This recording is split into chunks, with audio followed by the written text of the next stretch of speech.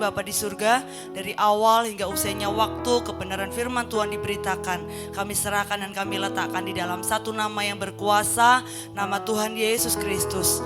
Haleluya, amin. Puji nama Tuhan. Shalom Bapak Ibu yang dikasihi oleh Tuhan. Ya, puji nama Tuhan. Karena bulan ini kita masih di dalam tema yang sama, keluarga yang menyembah. Kalau kita memperhatikan di dalam Alkitab, Tuhan selalu konsen dengan yang namanya keluarga. Dimulai dengan keluarga ketika Alkitab ini dibuka. Ketika langit dan bumi diciptakan oleh Tuhan, yang pertama kali dibentuk bukan gereja, tetapi keluarga. Jadi keluarga itu adalah tempat bagi kita untuk kita mengalami dan merasakan yang namanya perjumpaan secara pribadi dengan Tuhan. Oleh sebab itu, kalau di dalam bulan ini kita belajar tentang yang namanya keluarga yang menyembah, berarti ada tujuan Tuhan di dalam setiap kita. Ada tujuan Tuhan di dalam kehidupan keluarga kita. Ya, untuk mendasari kebenaran firman Tuhan saat pagi hari ini kita akan bersama-sama membaca di dalam Yosua pasal yang ke-24 ayat yang ke-15. Saya akan membacakan bagi Bapak Ibu Saudara sekalian. Tetapi jika kamu anggap tidak baik untuk beribadah kepada Tuhan. Di kalimat ini dikatakan, tetapi jika kamu anggap tidak baik untuk beribadah kepada Tuhan. Yosua mengatakan, pilihlah pada hari ini kepada siapa kamu akan beribadah. Allah yang kepadanya nenek moyangmu beribadah di seberang sungai Efrat, atau Allah orang Amori yang negerinya kamu diami ini. Tetapi ini adalah keputusan besar yang dibuat oleh Yosua. Yosua mengatakan, tetapi aku dan seisi rumahku kami akan beribadah kepada Tuhan. Yosua adalah pemimpin besar yang menggantikan kepemimpinan Musa. Yosua bertanggung jawab dan bertugas untuk membawa bangsa Israel melanjutkan perjalanannya menuju ke tanah Kanaan. Jadi ketika Musa seorang hamba Tuhan besar ini dia mati, maka dilanjutkan kepemimpinannya, tongkat estafetnya itu dilanjutkan oleh Yosua.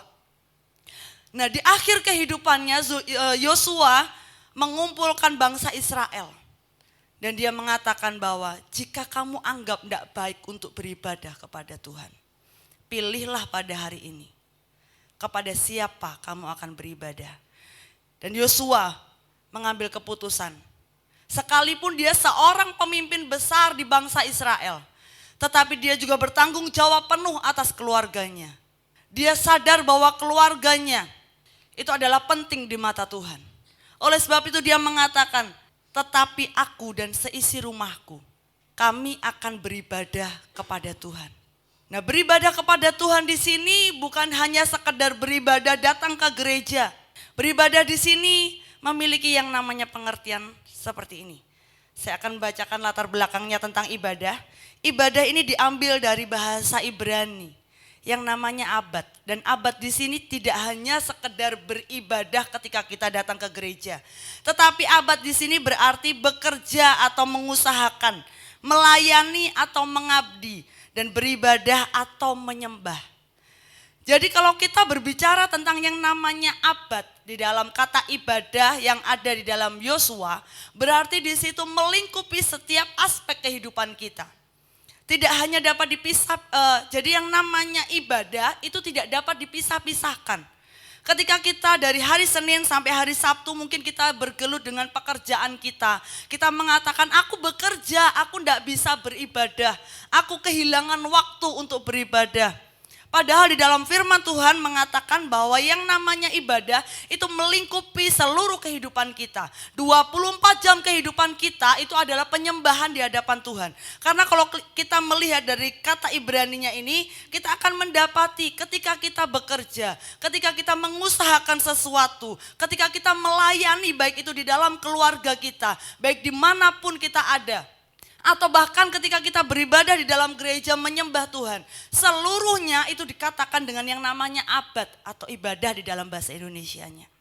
Nah, jadi di sini kita dapat memahami yang namanya beribadah di sini kita mulai setiap hari kehidupan kita itu adalah ibadah kepada Tuhan. Nah, kalau setiap hari kehidupan kita adalah ibadah kepada Tuhan, berarti kita akan bertanggung jawab. Baik itu di dalam pekerjaan kita bertanggung jawab, baik di dalam rumah tangga kita bertanggung jawab. Karena kita tahu itu adalah ibadah kita kepada Tuhan. Nah, kalau kita tahu itu adalah ibadah kita kepada Tuhan, maka di dalam pekerjaan kita akan melakukan dengan yang namanya kejujuran. Kita akan bertanggung jawab dengan sungguh-sungguh mengerjakan segala sesuatu yang dipercayakan kepada kita. Itulah yang namanya ibadah, atau di dalam Ibrania adalah abad. Dan selanjutnya di sini kita akan melihat Alkitab dimulai dengan sebuah keluarga, bukan gereja. Jadi kalau kita berbicara tentang yang namanya ibadah, berarti dimulainya sebenarnya bukan di gereja, tetapi di dalam rumah kita masing-masing, di dalam keluarga kita. Kalau kita lahir, kita tidak lahir di gereja, tetapi kita lahir di dalam rumah kita. Kita lahir di dalam keluarga, di mana Tuhan tempatkan kita. Dan selanjutnya di sini, keluarga bukan sekedar hidup bersama, tetapi lebih kepada komunitas perjanjian yang bersama-sama memilih untuk abad kepada Allah. Saya tuliskan abad di sini karena semuanya melingkupi di dalamnya. Kalau saya cuma tuliskan tentang menyembah Tuhan, maka pekerjaan tidak akan menjadi ibadah kita. Tetapi ketika kita ingat yang namanya abad, maka semua yang kita lakukan itu adalah ibadah kita, penyembahan kita kepada Tuhan. Sekarang kita akan melihat terlebih dahulu yang namanya keluarga. Keluarga merupakan salah satu fokus utama dalam karya Allah. Karena apa? Ketika Tuhan menciptakan Adam dan Hawa, itu adalah keluarga. Keluarga di dalamnya adalah suami dan istri, itu adalah keluarga. Kalau Tuhan percayakan anak-anak di dalam keluarga kita, puji Tuhan. Tetapi kalaupun tidak, keluarga adalah pasangan suami istri, itu adalah keluarga yang diciptakan oleh Tuhan. Jadi di sini ketika kita melihat yang namanya keluarga, di dalam sepanjang Alkitab itu ada, maka Bapak Ibu akan menjumpai tentang keluarga di dalamnya. Baik, setelah itu ada yang namanya keluarga Nuh, ada keluarga Abraham, keluarga-keluarga yang diberkati oleh Tuhan. Karena apa? Karena orang tuanya takut akan Tuhan. Tetapi mungkin Bapak Ibu ada pertanyaan, tetapi kok ada anaknya Nuh yang akhirnya dia menjadi bapak orang Kanaan? Karena apa? Karena pilihannya. Ada seorang anaknya Nuh yang bernama Ham, dia pada akhirnya menjadi bapak Kanaan. Karena apa? Karena ketika bapaknya di dalam kondisi telanjang, anak ini melihat begitu saja. Dan firman Tuhan tidak membenarkan hal itu. Nah, selanjutnya di situ ada keluarga Imam Eli. Berbicara tentang keluarga juga. Tetapi kalau kita melihat yang namanya keluarga imam, mungkin kita berpikiran, wah keluarganya imam berarti keluarga ini takut akan Tuhan.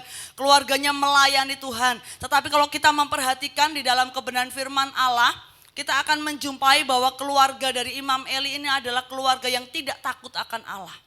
Anak-anaknya bahkan ketika korban persembahan itu akan dipersembahkan oleh orang-orang Israel kepada Tuhan. Mereka merampas persembahan itu dan mereka ambil yang terbaik untuk diri mereka. Nah, ternyata pada zaman perjanjian lama ada imam-imam di dalam rumah Tuhan yang mengambil bagian Tuhan digunakan untuk dirinya sendiri. Itu adalah anak-anak dari Imam Eli yang bernama Hofni dan Pinehas. Nah, ketika anak-anak Imam Eli melakukan hal-hal seperti itu, apa yang dilakukan bapaknya? Bapaknya cuma menegur dengan lembut, "Nggak baik kamu kayak gitu." Nah, ternyata Tuhan pun tidak berkenan akan hal itu. Tuhan marah dengan Imam Eli karena apa? Karena tidak menegur anaknya, tidak mendidik anaknya dengan keras. Sehingga anak-anaknya melukai hati Tuhan. Dan pada akhirnya keluarga ini harus mengalami yang namanya kehancuran. Keluarga ini semuanya mati ketika orang Filistin datang menyerang. Bayangin kalau keluarga didasari tidak takut akan Allah, akan ada hal-hal yang terjadi di dalamnya. Selanjutnya ada keluarga Samuel. Mungkin Bapak Ibu kurang familiar dengan anak-anak Samuel. Mungkin kita berpikir Samuel ini apa, jomblo. Nah, ya kan, kalau kita dengar tentang nama Samuel. Samuel ini punya keluarga, dia punya anak-anak. Dan anak-anaknya itu adalah hakim di Israel. Tetapi anak-anaknya dari Samuel tidak hidup seperti bapaknya. Nah, bagaimana dengan kondisi seperti ini? Ini adalah pilihan anak-anak dari Samuel. Tetapi dikatakan di dalam firman Tuhan, anak-anaknya tidak hidup seperti bapaknya. Anak-anaknya memutarbalikkan kebenaran, anak-anaknya mengambil keuntungan untuk dirinya sendiri. Nah, selain di dalam keluarga, yang kedua adalah pilihan kita. Pilihan dari saudara dan saya. Apa yang harus kita pilih? Kalau di dalam keluarga mungkin kita sebagai orang tua, oh sudah, saya sudah hidup di dalam kebenaran firman Allah. Tetapi kenapa anak-anak kita mungkin kok seperti ini? Nah, itu pilihan. Asalkan kita sudah membawa mereka kepada Tuhan. Selanjutnya ada keluarga Isai atau Daud. Kalau kita melihat keluarga Isai, seorang bapak, tetapi dia tidak memperhitungkan anaknya yang bernama Daud. Dia pilih kasih, istilahnya seperti itu. Nah, Bapak Ibu yang dikasihi oleh Tuhan, mari kita belajar dari setiap keluarga-keluarga yang ada di dalam Alkitab. Bahkan masih banyak lagi keluarga-keluarga yang lain. Di dalam perjanjian baru, memasuki perjanjian baru ada keluarga siapa? Keluarga Yusuf dan Maria. Yang akhirnya menghadirkan Yesus di tengah-tengahnya. Nah, jadi keluarga ini adalah karya Allah. Fokus utamanya Tuhan. Oleh sebab itu saat pagi hari ini kita mau belajar bersama-sama bagaimana kita dapat memiliki yang namanya penyembahan di dalam keluarga. Nah, di sini tadi kembali kepada Yosua pasal 24. Ayat yang ke-15, yang namanya abad itu bukan dengan paksaan. Yang namanya menyembah atau beribadah itu bukan dengan paksaan. Tetapi di sini dikatakan dengan sukarela hidup sebagai hamba Allah. Padahal yang namanya hamba kalau kita melihat di dalam Alkitab yang berarti doulos, itu berarti dia menyerahkan hidupnya secara total itu kepada tuannya. Bahkan mau diapain pun itu terserah tuannya, tidak ada hukum yang akan menghukum sang tuan. Jadi bebas, budak ini dia hidupnya, nyawanya itu ada di tuannya. Jadi dia mau diapain, bahkan dia mau disembelih sekalipun tidak ada hukumnya. Nah, tetapi di sini dikatakan abad berarti memilih, yaitu sukarela hidup sebagai hamba Allah. Bukan budak karena paksaan, melainkan hamba karena kasih, perjanjian, dan kesetiaan kepada Allah. Kalau kita memperhatikan di dalam perjanjian baru, ada kisahnya Filemon. Filemon ini memiliki budak yang namanya Onesimus. Nah, tetapi karena melakukan kesalahan, Onesimus ini dia dimasukkan ke dalam penjara. Tetapi seorang Paulus membawa Onesimus ini kembali. Dan ketika Paulus membawa Onesimus ini kembali, dia tidak lagi dianggap sebagai budak, tetapi diangkat sebagai anak. Nah, itulah posisi kita. Yang dulunya kita budak, kita memperbudak diri kita dengan dosa. Pada akhirnya Tuhan membawa kita dan mengangkat kita sebagai anak. Jadi di sini mari kita pahami bersama-sama tentang keluarga, tentang yang namanya menyembah atau beribadah, atau yang di dalam bahasa Ibrani-nya lebih luas lagi yaitu abad, bekerja, mengusahakan dan lain sebagainya. Jadi di sini kita mau hidup di dalam penyembahan dan itu ada di dalam keluarga kita. Nah, kita mau melihat di sini ada sebuah keluarga yang bernama keluarga Obed-Edom. Jadi dalam 2 Samuel pasal yang ke-6 ini, ketika tabut Allah, nah ketika tabut Allah ini mau dibawa oleh Daud, tetapi ternyata ketika tabut Allah ini mau dibawa, tabut Allah ini menyambar orang yang mengangkatnya. Karena ada kesalahan di dalam cara mereka untuk mereka membawa tabut Tuhan. Dan akhirnya tabut ini istilahnya diinggirne gitu ya. Tidak dibawa ke kota Daud langsung, tetapi dipinggirkan. Nah, jadi tabut Tuhan ini dipinggirkan, dibawa ke rumahnya seorang yang bernama Obed-Edom. Nah, kalau kita berbicara tentang Obed-Edom ini akhirnya ditempati oleh tabut Tuhan, tabut Allah. Nah, tabut Allah pada waktu itu berbicara tentang kehadiran Tuhan. Kalau di dalam perjanjian lama Bapak Ibu memperhatikan tentang yang namanya tabut Tuhan ini adalah lambang kehadiran Tuhan. Jadi kalau misalnya tabut Tuhan ini ada di bangsa Israel, ketika mereka menghadapi yang namanya peperangan, mereka akan dapat mengalahkan musuh-musuh mereka. Karena apa? Karena tabut Tuhan. Nah jadi pada waktu kisahnya Imam Eli, itu tabut Tuhan dirampas oleh musuh, dibawa ke musuh. Jadi Israel seolah-olah mereka kehilangan kehadiran Tuhan. Nah tetapi ketika di dalam 2 Samuel ini dituliskan, ketika tabut Tuhan itu sudah ada di Israel, gitu, mau dibawa ke kota Daud, tabut Tuhan ini minggir dulu karena salah satu orang disambar oleh apinya Tuhan. Karena mereka salah membawa mezbah ini. Nah pada akhirnya ketika tabut ini ada di dalam rumah Obed-Edom. Rumah Obed-Edom ini diberkati oleh Tuhan luar biasa. Nah saya percaya kita yang ada di tempat ini, kita pasti ingin mengalami yang namanya berkat Tuhan. Berkat Tuhan tidak hanya berbicara tentang keuangan, tetapi berkat Tuhan berbicara tentang damai sejahtera. Berkat Tuhan berbicara tentang yang namanya kerukunan antar pasangan. Berkat Tuhan berbicara antara kasih, di mana hubungan antara orang tua dengan anak. Mungkin juga mertua dengan menantu di dalam rumah yang sama. Itu adalah berkat Tuhan. Jadi berkat Tuhan fokusnya bukan hanya tentang keuangan.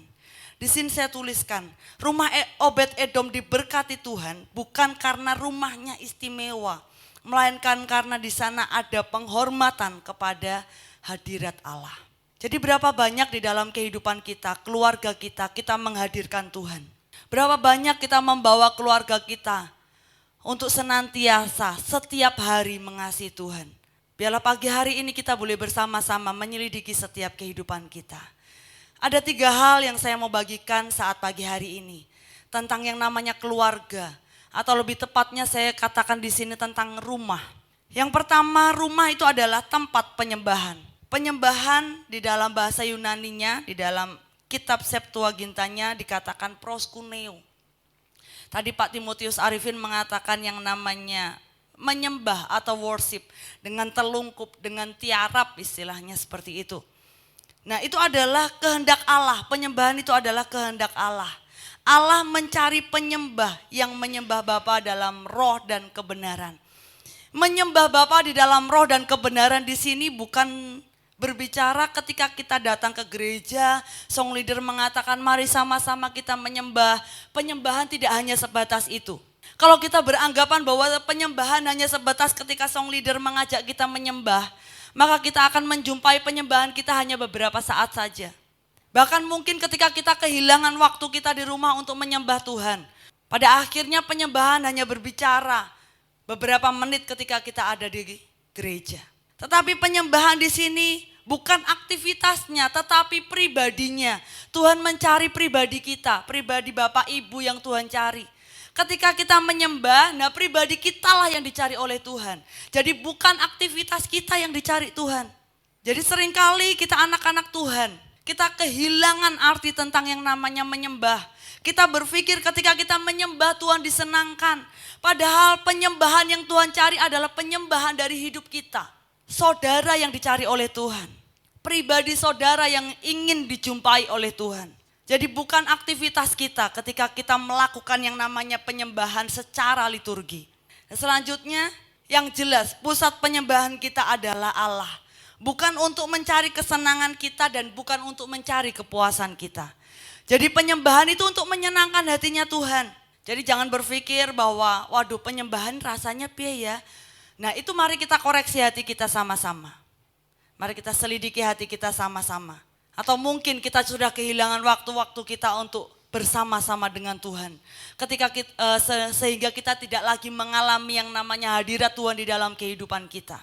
Atau mungkin kita belum memiliki yang namanya pengenalan dengan Tuhan. Jadi di sini rumah adalah tempat penyembahan kita. Ketika keluarga kita menyembah Tuhan sama-sama. Akan terjadi hal-hal yang besar di dalam keluarga kita. Tadi sebelum ibadah dimulai, sempat kita ngobrol-ngobrol sama Tante Ineke, sama Ko Freddy. Ada keluarga, hari-hari ini mungkin kita banyak melihat Tuhan menggoncang yang namanya keluarga. Ada keluarga pasangannya mulai cari simpenan, ya kan? Bukan simpanan di bank Bapak Ibu, tapi carinya pil. Bukan pil untuk kita sehat gitu ya. Tapi carinya pria idaman lain, wanita idaman lain. Nah, tetapi bukan cuma itu. Sekarang ini ada lagi Simpenannya bukan yang lawan jenis, kadang simpenannya sesama jenis. Nah, lebih parah lagi bukan? Nah, bagaimana dengan keluarga kita hari-hari ini? Bagaimana kita menanamkan nilai-nilai kekristenan? Bagaimana kita menanamkan karakter? Bagaimana kita menanamkan takut akan Allah di dalam keluarga kita? Orang-orang yang ada di dalam keluarga kita, orang-orang yang ada di dalam rumah kita, itu adalah tanggung jawab kita. Amin. Mau kita bertanggung jawab dengan seisi rumah kita? Jadi siapa yang ada di dalam rumah Bapak Ibu Saudara sekalian? Itu adalah tanggung jawab kita untuk membawa mereka hidup di dalam pengenalan akan Tuhan. Jadi yang namanya penyembahan itu tidak hanya kita lakukan sendiri. Yang penting aku cari Tuhan. Keluargaku enggak cari Tuhan, ya wis enggak apa-apa. Enggak. Berarti kita sedang mementingkan diri kita sendiri. Padahal firman Tuhan mengatakan apa? Kita harus mengutamakan kepentingan orang lain. Berarti keluarga kita itu ada di dalam tanggung jawab kita. Orang tua, kita memiliki tanggung jawab terhadap anak-anak kita. Suami punya tanggung jawab terhadap istri. Istri punya tanggung jawab juga terhadap suaminya. Sehingga setiap kita punya tanggung jawabnya masing-masing. Jangan berpikir bahwa, lah kan yang kepala keluarga suamiku, ngapain aku harus repot? Enggak, kita punya tanggung jawab yang sama. Untuk membawa seisi rumah kita di dalam penyembahan yang benar akan Tuhan. Kalau kita menghadirkan Allah, menghadirkan yang namanya penyembahan di dalam rumah kita, maka kita akan menghasilkan keluarga yang luar biasa ke depannya. Tetapi kalau tidak ada hubungan dengan Tuhan di dalam rumah tangga kita, itu tadi yang terjadi. Karena hari-hari ini maraknya yang namanya LGBT dan lain sebagainya di sekitar kita Bapak Ibu. Itu sudah ada di sekitar kita. Mungkin kita berpikir kayak waktu zamannya COVID-19, kita kan dulu mikirnya, oh masih di sana, masih di Cina. Terus sesudah itu, oh masih di kota-kota besar. Tapi tanpa kita sadari, tahu-tahu ada di sekitar kita, di depan mata kita. Hari ini, ancaman itu juga terjadi di sekitar kita. Mari kita jadikan rumah kita tempat penyembahan kepada Tuhan. Sehingga anak-anak kita boleh hidup di dalam takut akan Tuhan. Yang kedua, rumah adalah gereja. Jadi jangan dibalik, bukan gereja adalah rumah. Boleh gereja dijadikan rumah, tetapi rumah harus jadi gereja. Karena tadi di awal saya sudah katakan bahwa Tuhan selalu konsen dengan yang namanya keluarga. Dan rumah itu berbicara tentang yang namanya keluarga. Betul ya Bapak Ibu? Tidak mungkin orang asing terus Bapak Ibu bawa masuk ke dalam rumah selama berhari-hari, berbulan-bulan, bahkan bertahun-tahun di dalam rumah itu. Tidak mungkin, hanya keluarga yang ada di dalam rumah. Oleh sebab itu mari kita jadikan rumah kita sebuah gereja. Di sini seorang yang bernama Yohanes Chrysostomus mengatakan rumah bukan hanya tempat tinggal, tetapi tempat Allah disembah. Firman diajarkan dan iman diwariskan kepada generasi berikutnya. Jadi di dalam rumah kita harus tahu bahwa itu bukan hanya sekedar untuk kita tinggal. Bukan untuk sekedar kita menikmati yang namanya kenyamanan. Tetapi di dalam rumah harus ada yang namanya tempat penyembahan kepada Allah. Di mana firman harus diajarkan, nilai-nilai kehidupan diajarkan.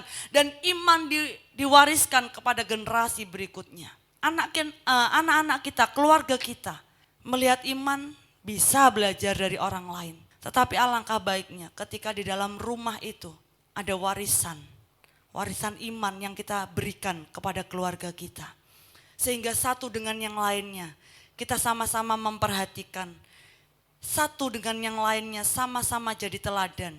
Apakah anak-anak tidak bisa menjadi teladan bagi orang tua? Bisa. Remaja, pemuda yang ada di tempat ini, KGC Roket yang ada di tempat ini. Apakah tidak bisa jadi teladan bagi keluargamu? Bisa. Apakah tidak bisa jadi berkat buat keluargamu? Bisa. Dan kita bertanggung jawab, sama-sama bertanggung jawab. Jonathan Edwards mengatakan, setiap keluarga Kristen seharusnya menjadi sebuah gereja kecil. Yang namanya gereja kan melayani, ya kan? Terkenalnya di dalam gereja itu, kamu di gereja ini ngapain? Pelayanan. Nah, tetapi apakah hal itu juga terjadi di dalam keluarga kita? Apakah yang namanya melayani itu juga terjadi di dalam rumah tangga kita? Atau kita merasa menang-menangan sendiri? Nah, tetapi seorang Jonathan Edwards mengatakan, seharusnya keluarga Kristen itu menjadi sebuah gereja kecil. Berarti di situ kembali kepada yang pertama, yaitu firman diajarkan, nilai-nilai kebenaran dibagikan. dan diwariskan. Nah, kebangunan rohani seringkali tidak dimulai di mimbar, melainkan di ruang keluarga. Allah mencari keluarga yang menjadikan rumahnya sebagai mezbah penyembahan. Jadi kebangunan rohani itu dimulainya dari mana? Dari keluarga. Kalau misalnya ada sebuah keluarga yang mengalami kehancuran, apa yang terjadi dengan gereja? Tidak ada anak-anak muda yang akan ada di gereja. Semuanya dimulai dari rumah. Itu adalah instansi yang Tuhan ciptakan, lembaga yang Tuhan ciptakan. Jadi kita memperhatikan hal yang terkecil ini terlebih dahulu. Sebelum kita memperhatikan kenapa ya tidak ada kebangunan rohani. Kenapa ya gereja kita kok kayak gini saja. Mari kita perhatikan kembali keluarga kita. Bawa keluarga kita di dalam penyembahan kepada Allah. Nah kalau di dalam keluarga kita masing-masing ada sebuah gereja-gereja kecil. Maka gereja-gereja kecil itu ketika kita ada di tempat ini akan menjadi sebuah gereja yang membawa nyala api yang luar biasa. Akan ada pengaruh yang dapat kita bagikan kepada orang-orang yang ada di sekitar kita. Jadi yang kedua, rumah adalah gereja. Yang ketiga dan yang terakhir, rumah adalah tempat iman diwariskan. Di dalam Ulangan pasal yang Ulangan pasal yang ke-6 ayat yang ke-4 sampai ayat yang ke-9 di sini dikatakan, dengarlah hai orang Israel, Tuhan itu Allah kita, Tuhan itu Esa. Kasihlah Tuhan Allahmu dengan segenap hatimu dan dengan segenap jiwamu dan dengan segenap kekuatanmu. Apa yang kuperintahkan kepadamu pada hari ini haruslah engkau perhatikan. Ini adalah firman Tuhan. Dikatakan demikian di dalam ayat yang ke-7.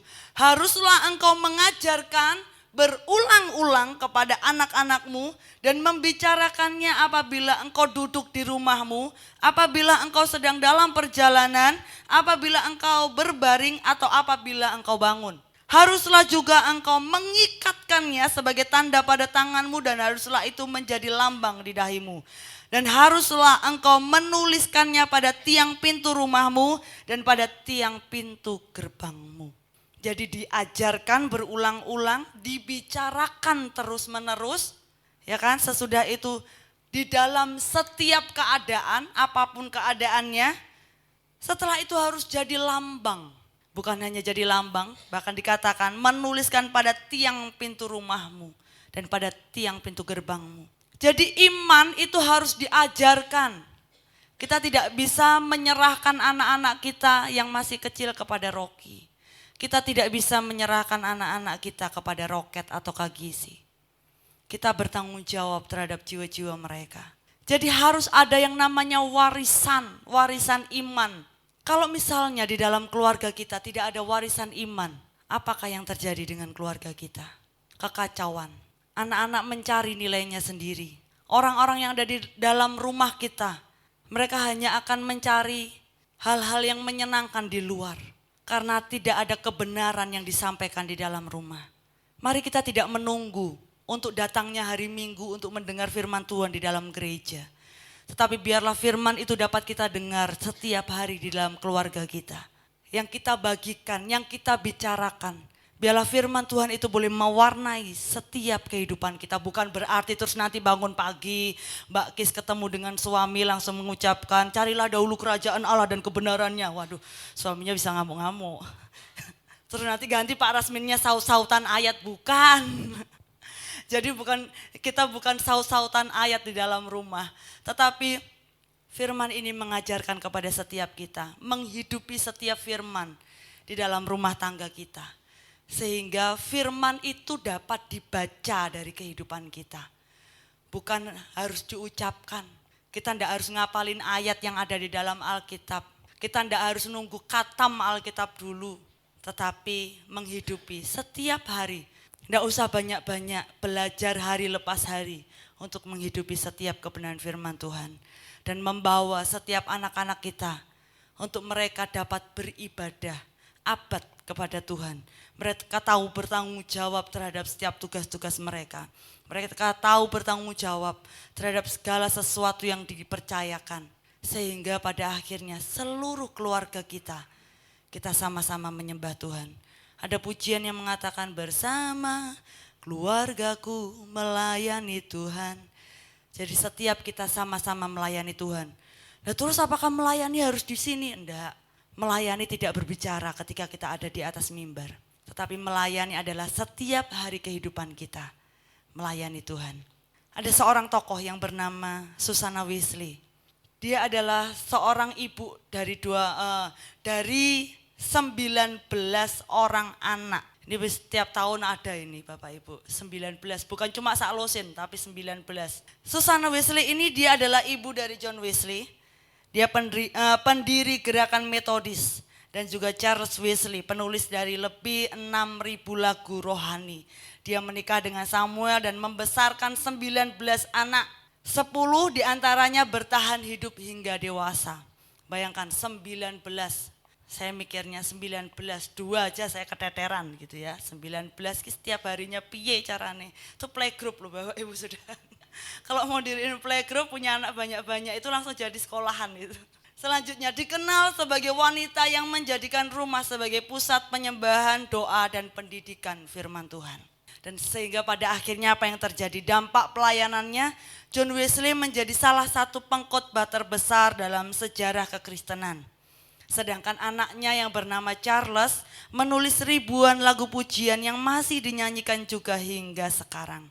Jadi kebangunan rohani Metodis yang menjangkau banyak orang berawal dari mesbah keluarga yang dibangun oleh seorang ibu yang setia. Jadi jangan berpikir aku tidak bisa apa-apa. Bapak Ibu, kita yang ada tempat ini di dalam kesederhanaan kita bisa melahirkan anak-anak yang luar biasa yang bisa dipakai oleh Tuhan. Amin.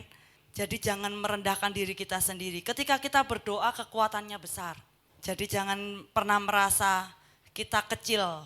Mungkin bisa dianggap kecil di hadapan manusia, tetapi Tuhan akan jadikan kita besar. Susana Wesley mengatakan, aku puas mengisi tempat yang kecil asalkan Allah dimuliakan. Keluarga kita mungkin tidak terlihat, tetapi ketika Allah dimuliakan, biarlah di situ kita dapat mengalami yang namanya hadirat Tuhan. Dan yang terakhir di sini keluarga yang menyembah adalah keluarga yang menjadikan Allah sebagai pusat, berkomitmen abad kepadanya, hidup dalam ketaatan akan firman-Nya dan bersama mewariskan iman dalam generasi berikutnya. Keluarga menurut kehendak Allah bukan hanya tempat tinggal bersama, tetapi tempat penyembahan, pembentukan karakter dan pewarisan iman. Orang tua dipanggil bukan hanya membesarkan anak-anak secara jasmani. Jadi kita dipanggil bukan hanya untuk sekedar membesarkan anak-anak kita, tetapi juga menuntun mereka menjadi penyembah Allah yang setia. Sehingga setiap generasi mengenal, mempercayai dan menaati Allah. Ya puji nama Tuhan, biarlah mulai saat ini kita membawa keluarga kita di dalam takut akan Tuhan. Pastikan keluarga kita menjadi tempat penyembahan. Keluarga kita atau rumah kita merupakan gereja kecil. Dan keluarga atau rumah kita menjadi tempat di mana iman diwariskan. Maka di situ dari keluarga inilah kita akan melihat gereja Tuhan di tempat ini akan menjadi gereja yang berdampak. Ketika gereja kita berdampak maka kota kita akan diberkati. Dan ketika kota kita diberkati itu akan membawa pengaruh bagi bangsa kita. Jadi jangan kita berpikir bahwa cuma keluarga. Tetapi dari keluarga itulah kita akan menjangkau bangsa kita. Amin.